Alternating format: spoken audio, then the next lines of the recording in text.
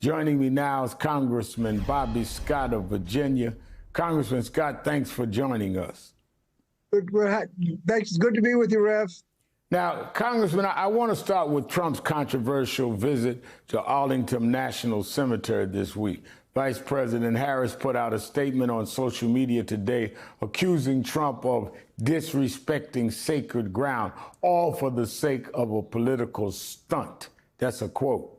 Trump has said he posed for pictures at the request of a fallen service member's family. The Army says a member of Trump's campaign pushed aside a staff member trying to explain the cemetery rules.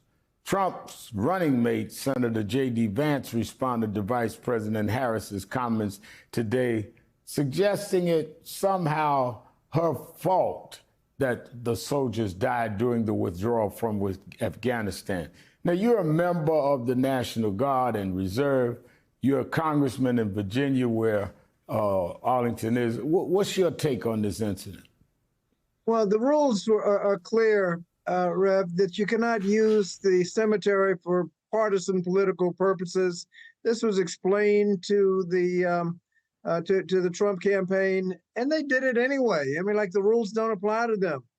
Their federal codes, their processes on at the cemetery, and he just ignored the rules and did it anyway. And then posted to use the content for political purposes. I mean, he just believes he's above the law.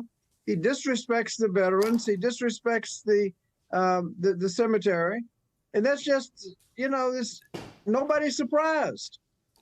Now, another topic the two campaigns are tussling over this weekend is the upcoming debates.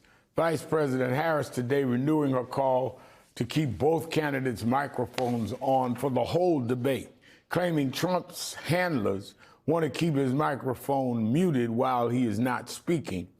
And it was during the Trump-Biden debate in June that also occurred. Now, NBC News is reporting Harris has been preparing for the debate stage in between campaign stops and her vice presidential duties, and will be looking for ways to get under Trump's skin in the debate. Do you think the microphone matter in this debate, and what do you think of it, and what will you be looking for when Trump and Harris go head to head? Well, if the mic is on, he'll have the opportunity to embarrass himself, as he did during the during the debates 4 years ago. We'd like to just get to the substance. What are your positions on the issues? I think that's the important thing to look at. The challenge that Vice President Harris has is to focus on the issues, because the Trump campaign will be trying to divert attention from the substance into irrelevances. They have a strategy of identifying problems, and rather than going about solving the problems, they want to just complain about the problems, get everybody all mad, blame Democrats, and that's the end of it. No solution, just complain and blame. And her challenge will be to show that when she sees a problem, she sees it as an opportunity to solve the problem and make life better for people. And that contrast will come through.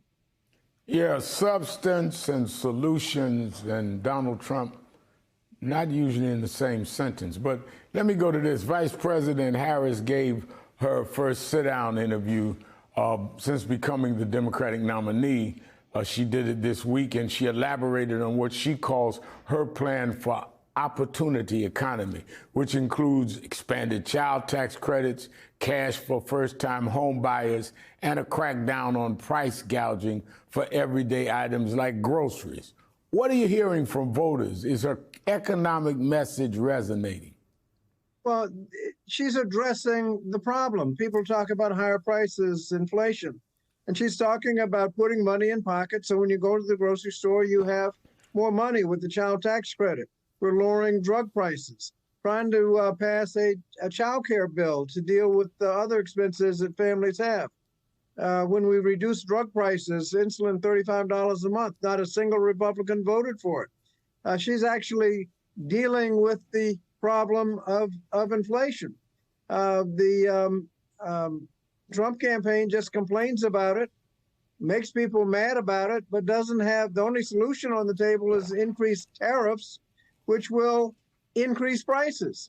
So, focusing just on the substance, I would hope that the people would see the difference and compare the candidates and know that Vice President Harris has a plan to make life better for you. All the Trump campaign has is a bunch of complaints. Finally, Congressman, Politico reports this week that House Republicans are gearing up for another possible spending fight next month as the far-right Freedom Caucus is pushing to attach an amendment requiring proof of citizenship to vote as an add-on to the continuing resolution that keeps the government funded. You sit on the Budget Committee. What is your take on this political maneuvering, especially considering that in 2020, it was Republicans who objected to changing rules on voting so close to an election? Well, I think the headline outlines the problem. It's all drama. We got out for the August recess a week early because they couldn't pass appropriations bills. Now they just want to create drama, shutting down the government over things that are totally unrelated to the budget.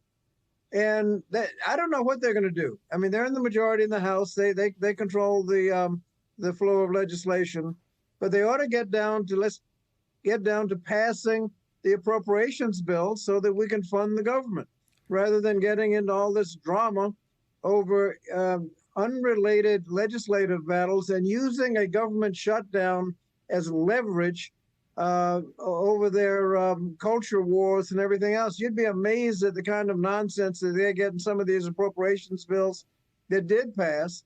But again, it's just drama that we can calmly and deliberately pass appropriations bills, or we can participate in a bunch of drama and not get anything done, but make it look like, it's a complain and blame. They get something to talk about. But we need to focus, and I think that's the challenge that Democrats have, and Vice President Harris and Tim Walz have, in focusing on the issues. We're trying to make life better for people. They are complaining and blaming.